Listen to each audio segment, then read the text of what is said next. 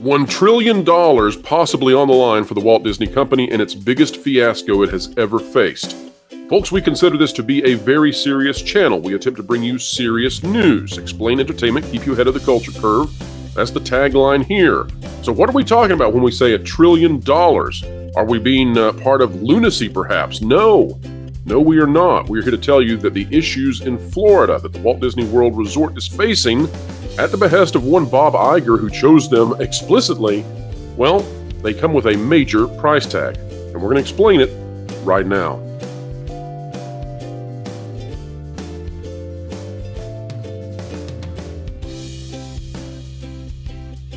Hello, folks. Welcome back to the WDW Pro channel. What a joy it is that you have elected to join us. Thank you for sharing your time and putting us on your devices, inside your ear, on your screen, wherever we might be.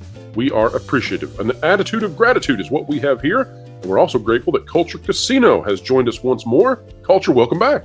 Well, good morning, Pro, and thanks for having me. I'm looking forward to seeing this video now that I'm a part of it. So thanks for having me once again. Let's dive in. Here we go. Out of Fortune, DeSantis Disney Board claims that its own agreements with the entertainment giant shouldn't be considered legally valid. This by Mike Schneider. But more importantly, Culture, this is from the Associated Press. Now, the Associated Press is known, well, it used to be known, let's say that, it used to be known for hard-hitting, objective news. Less so now, but let's dive in and see what they have to say about this, because oftentimes the mainstream media has been very poor at relaying what is really going on here, and we will lay it out as best we can. Agreements that Disney made with the governing district for Walt Disney World before it was taken over by appointees of Florida Governor Ron DeSantis weren't legally valid, and the company's counterclaims against the district should be dismissed, the governing body said in court papers filed this week. So right off the get-go, we get into a paragraph that is wrong, and it's wrong on multiple levels. So let's walk through this and lay out the facts. And there, I think, you could not contest with these facts. They are what they are. First of all, the district which was dissolved was not Disney's district. It was a totally separate local government district called the Reedy Creek Improvement District. It was not taken over. It was dissolved. It was dissolved and a new district was put in its place. The governing body that is filing court papers is essentially saying that what that former district did is illegal, unconstitutional, and would have massive ramifications all over the country if it was allowed to proceed. Culture, am I off anywhere on that? In no way. No, that's 100% accurate.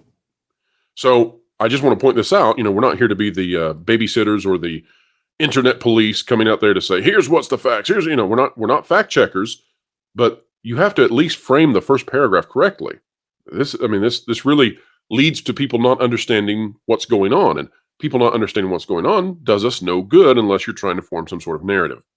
The governing district, now controlled by supporters of the Republican governor, said in court papers Wednesday that a state court judge should dismiss Disney's counterclaims.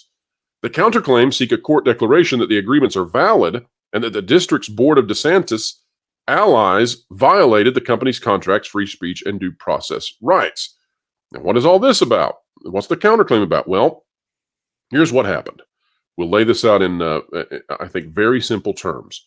When the old district, which was the Reedy Creek Improvement District, was dissolved constitutionally, according to the way that Florida handles this, when it was dissolved, just prior to its dissolution, they realized, oh, we're being dissolved. And by the way, this special government was utterly controlled by the Walt Disney Company, and that is counter to how things are supposed to function, right? Private companies are not supposed to utterly control governments via manipulative strategies in terms of who can live in their district and all of that. We won't get into it. We've been over it many times on this channel. Now, all of that said, here's the big thing that happened, and this is what nobody reports on, but you need to know. As the Reedy Creek Improvement District that controlled Walt Disney World was dissolved, they, in the last minute, passed a major resolution that turned essentially all of Walt Disney World into a giant homeowners association. They used homeowner association rules in the state of Florida to create an HOA that covered the vast majority of Walt Disney World. And then they granted that homeowners association government powers that they had enjoyed and said, because you're an HOA, now you have the powers that we have had, and they can never be taken away. And that was literally written into the HOAs that, these could not be taken away by any future districts. Culture, can your local HOAs around your area, your homeowners associations, can they build airports or nuclear power plants or have other government powers?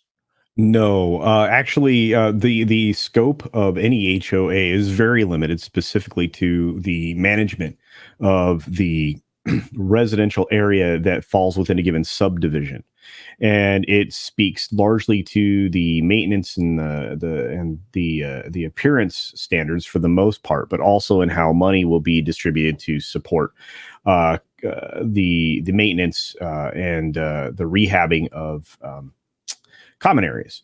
So HOAs usually have very limited scope. They have to for many different reasons, but they don't have the power of police. They don't have police powers. They don't have any executive powers beyond the very limited powers that allow them to maybe levy fines and things like that.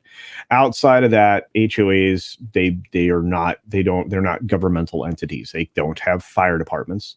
Not any that I've heard of. They don't have police departments.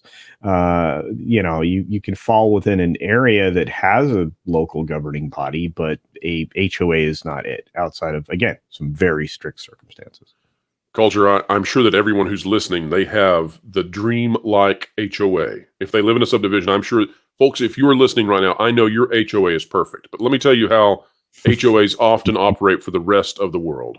Other than your perfect HOA, many people out there would tell you that HOAs often are run by petty individuals who like power, and Yes. they have found, often older, they have found a little bit of power in determining what their neighbors can or can't do with their properties.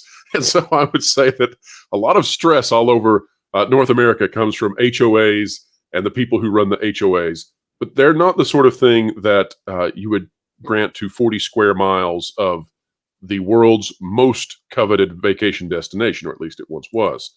Now let's continue on, and we're going to explain this more, and then we're going to explain this $1 trillion price tag. I promise we'll get to it. It's not a false claim. We'll get there. Here's what it says. It says the takeover of the district. And remember, this is not a takeover. The old district no longer exists, which was previously controlled by Disney allies. There's the rub, right? You're actually not allowed as a corporation to control a local government. No. And when it says Disney allies, what it really means is Disney. Yeah. Came after the company publicly opposed a state law banning classroom lessons on sexual orientation, gender identity in early grades. We're talking about 4-year-olds and 5-year-olds here. And we're talking about state-sponsored curriculum, right? The argument will often be, you're not allowed to talk about this, da, da, da, da. And it's like, no, a 4-year-old can go to a counselor. A 5-year-old can go see the school counselor, the guidance counselor. They can talk to, the assistant principal or whatever. You can't plan out lessons in your lesson plans as a teacher about this in Florida to 4-year-olds and 5-year-olds. They need to learn the alphabet. They need to learn 1, 2, 3. And well, given the literacy rates across the country, I'd say that's rather important. Yeah. But Culture, here's what's fascinating to me. Originally, Disney did not want to get involved with this situation. They didn't want to touch this legislation. No. In fact, that was the official position by Bob Chapek, then CEO, and his spokesperson, Jeff Morrell. Yes. Bob Iger, the current CEO, put out a statement, and we did not know at the time that he was still an employee of Disney. He was still on the, he was still on as an advisor official, and he still had his office and everything. Mm-hmm. So he sort of insubordinated Bob Chapek and put out this very strong statement that put Disney in a difficult position, caused a revolt inside Disney, led to eventually Chapek's ouster, Bob Iger being put back into the position that he once held. But ultimately, for all the joy that I guess Bob Iger thought he would receive out of this, it put the company now in a position where all of those special powers that everyone had looked the other way for so long about, we're talking about Reedy Creek Improvement District having had the ability to tax and to handle ride inspections and construction inspections and zoning and all of that stuff. Disney had controlled that for decades since its inception, and everybody had just looked the other way because they didn't want to fool with it. When Disney did that, Then Florida said, we're going to look at it. If you look at the prices now that are incurred by Disney over the next many, many decades, and you take into account inflation, and you look at the taxes and the money they will spend on regulations that every other company in Florida was subject to, all of them, and still are, by the way. Yes. The story about Epic Universe having its own special district that will allow it to have what Disney had, that's all bumpkus. It's all false. We've explained it before. But anyway, Culture, when you look at all of it, our friend Andrew over at Legal Mindset says this price tag gets up to around $1 trillion potentially. So, Culture, talk to us for a moment about why do you think Disney actually took these steps that cost it this much money? It's the biggest thing Disney faces in terms of headwinds, the biggest by far. Well, I think it's the same thing that's alienated about 50% of their audience. It's the fact that they got invested into some political ideology, and they were so heavily invested and infested with it from the ground level up. Actually, I guess technically from leadership down, that it really did create a situation where they were imprisoned by the ideology, and so they made a series of very poor decisions, including some legislative ones, or at least trying to influence legislation and or supportive political candidates, which is a bad idea anyway if you're a business.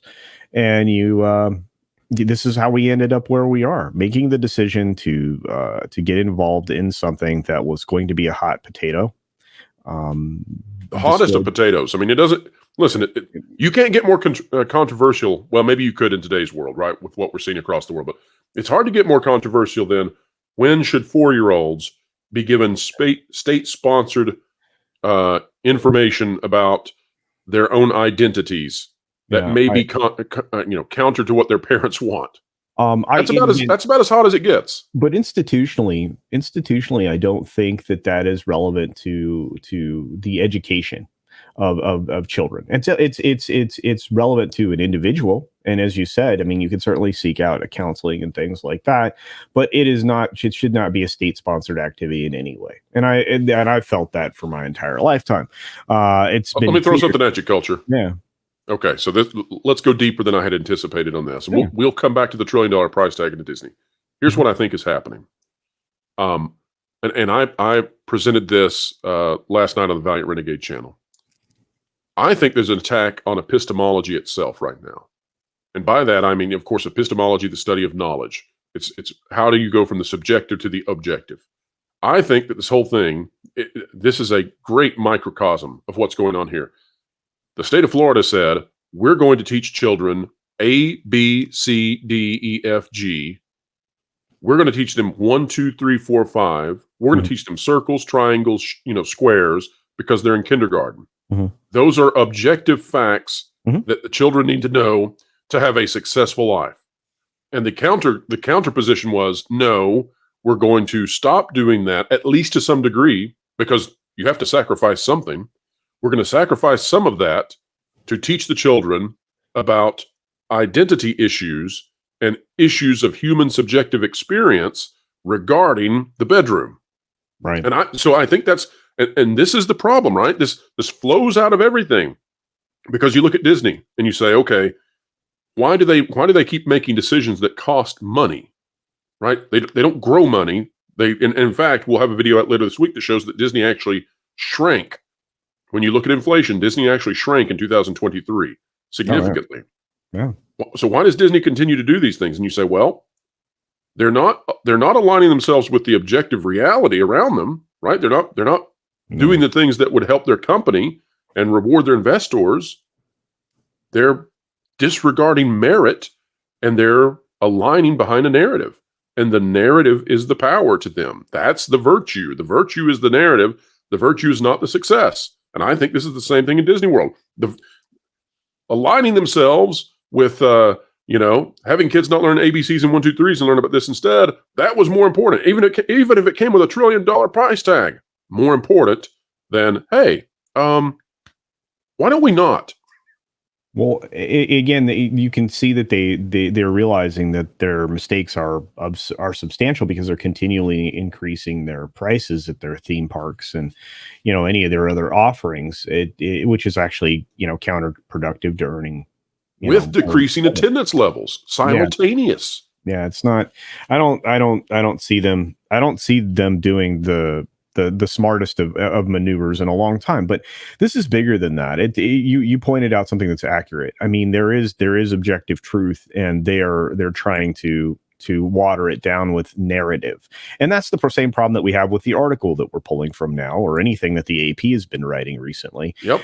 They no longer are willing or in pursuit of the objective truth. They're adding a lot of other things in, including the framing of the article. And something I'm going to point out, because this is being done often in specifically around this topic, Disney versus, the government of Florida, because that's what it is. It's not the governor. It's not governor's allies. I mean, perhaps, some of the people there are friendly with the governor, but this didn't come out of nowhere. And you described the circumstances and the situation perfectly as to how this came about. What happened was the entire legislature got into a room and crafted the dissolution of this district, the former Reedy Creek, right? And that's because And culture, there Mhm. was massive corruption here, Mhm. but Florida had never wanted to step into the corruption because it was politically volatile to step in Yeah. there.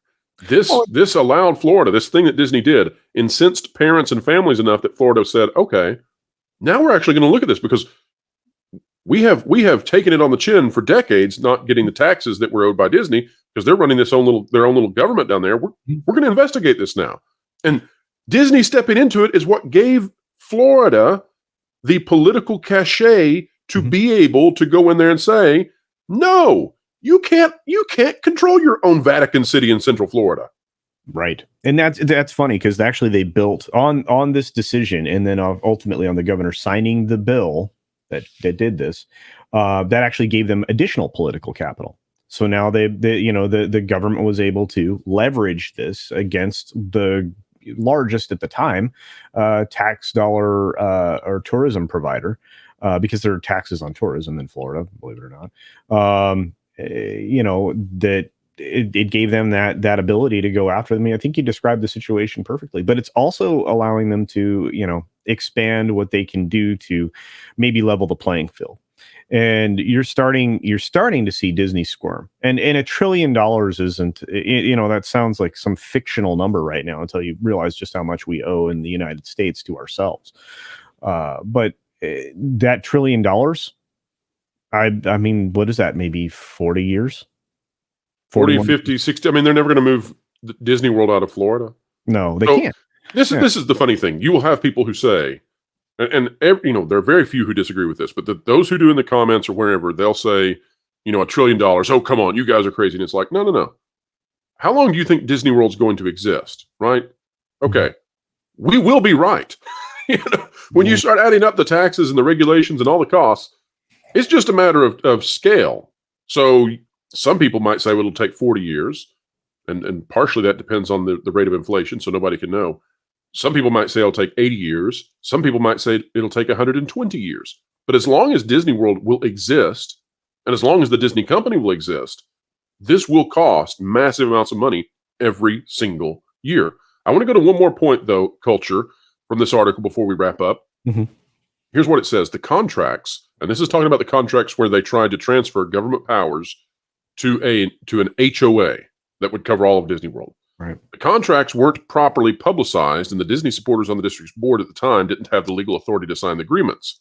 The district, now controlled by DeSantis supporters again, it's every time this is It's about so DeSantis. framed. It is. It is. This Yeah, is the most yellow of journalism, folks. said in this week's court papers. Now, here is what's funny to me.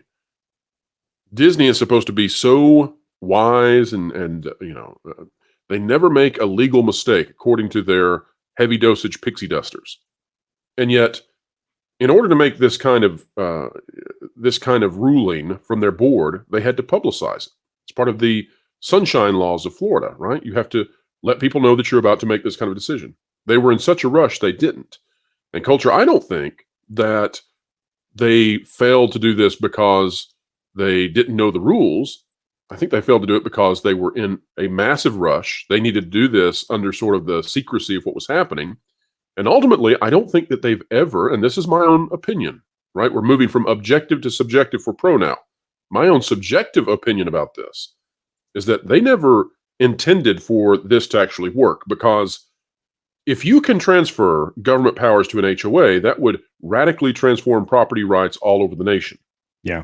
Well, I think you would probably create a battle of humans against against their HOAs, but I would say probably against government at that point. So we'll see. I think that all of this was intended to be a Hail Mary to gum up the works, to slow down the legal process, and try to get to a point where maybe it's a long shot, but maybe there's another governor that would come in. Maybe Florida would shift to the left, and then they would be more open to acquiescing to Disney. And that, I think that was Disney's long shot. Let's throw the bomb. Let's see if we can get the touchdown.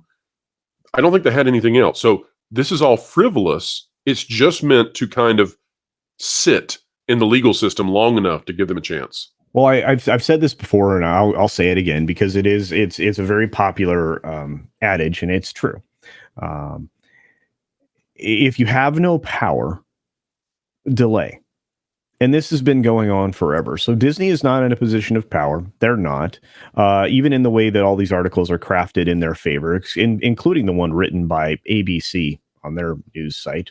Wait a minute, who's ABC owned by? I'm confused. Wait a minute, Culture. Disney. Oh, you mean Disney wrote about Disney? Understand? Yes, exactly. No, but whenever you lack power, whenever you have no legs to stand on, you delay. And Disney's already removed all the other parts of their litigation in this dispute, and citing the governor specifically in this is also not the correct party. It's the state of Florida. This is technically should be Disney versus state of Florida. And I'm sorry, but a lot of the lawyers that are involved in this are New York City lawyers. And while they may have some background, they're operating in this. I think Andrew's spoken to many times on the fact that they're kind of working, around the corner in order to just be involved in this. But Disney's been a political beast for a long time. And they understand that since they're in the losing position, they absolutely wanted to delay this as long as possible, and they're going to lose. It's just a matter of time. And the fact that this has not gone through yet, is as far as the court case has not been adjudicated yet. I think that surprises me as well. But again, it's all part of that manipulation of time, as you were suggesting, to let it set there. We saw these articles start coming out again. We saw the way they were framed. You mentioned the ABC article. I wanted to use the Associated Press simply because, my gosh, AP is supposed to be the objective standard, but we know better. But I wanted to bring this out to show the folks and say, here's the deal. We talk about many things. We've talked about the fact that Disney has lost 60% of its worth in 2 years. That is phenomenally bad. For any other company, that would be a crisis among crises. Yet that is where Disney finds itself. You don't hear about that. We can talk about the lowering of Star Wars and Marvel and Disney princesses, and the fact that families are not going to see Pixar films as they once did. We can talk about all of that. Ultimately, if you want to know what is the biggest issue facing the Walt Disney Company, in my opinion, $1 trillion price tag is that's quite the cost for the sin of turning their company political. So that, in my opinion, is the biggest one, and we're going to continue to cover it, and we'll try to cover it fairly. We're Disney to win any of this stuff. We'll report on it. We'll explain it. Right now, that doesn't seem to be coming, and so our only option in telling the truth is to tell you the truth about the bad decisions the company makes. You don't lose 60% of your company's value without making many, many, many choices, time after time after time, that the average person could probably come up with a better solution for. Culture, a solution that folks should be finding, though, all over the web right now, is subscribing to your channel. Tell us about it. Yeah, you can check out my Culture Casino channel. That's very simple. I'm Culture Casino everywhere. You can check it out. YouTube, Odyssey, Rumble, Minds, Getter, and the product formerly known as Twitter, which I guess is now X. And you can also find me on That Park Place. I do some video work over there and some writing now. I published my first official article for That Park Place on Taylor Swift. I think it's well worth everybody's consumption. And I just want to say thanks, Pro, for having me on once again. This was a great subject. Absolutely. We've got some great partners coming on board with thatparkplace.com. We anticipate tremendous growth on that website starting next year. Folks, if you're not yet putting that on your daily reading, highly recommend it. Folks, also, if you like conversations like this, consider clicking the like button, share, subscribe, and when you click it, you stick it to the algorithms. It's the notification bell.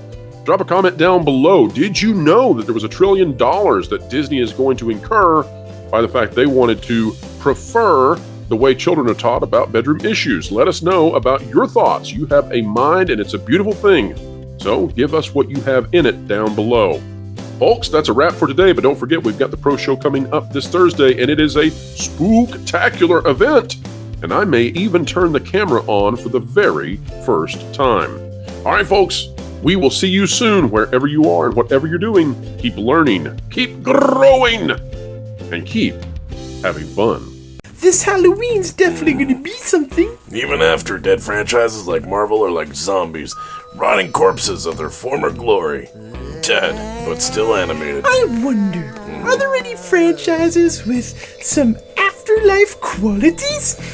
One Piece is almost vampiric, as it's sucking the life out of the competition. Yeah. DC is kind of like Frankenstein's monster, with bits and pieces from everywhere and nothing is consistent. I'm the ghost of Star Wars. You know what would be a real treat this Halloween? Checking out WDW Pro. He's got all the sweet news on his Thursday live show at 5 p.m. Eastern. Not to mention, his daily videos are a real treat. Guys, I'm the ghost of Star Wars. Get it? You know, we should go and make sure we're subscribed. Guys, I'm the ghost of Star Wars. And while we're at it, we'll ring that bell to make sure we're notified. Great, let's go. Because, well, we actually care about that. Let's go. Fact. Star Wars is not dead. It's haunting the staffs of Disney Plus.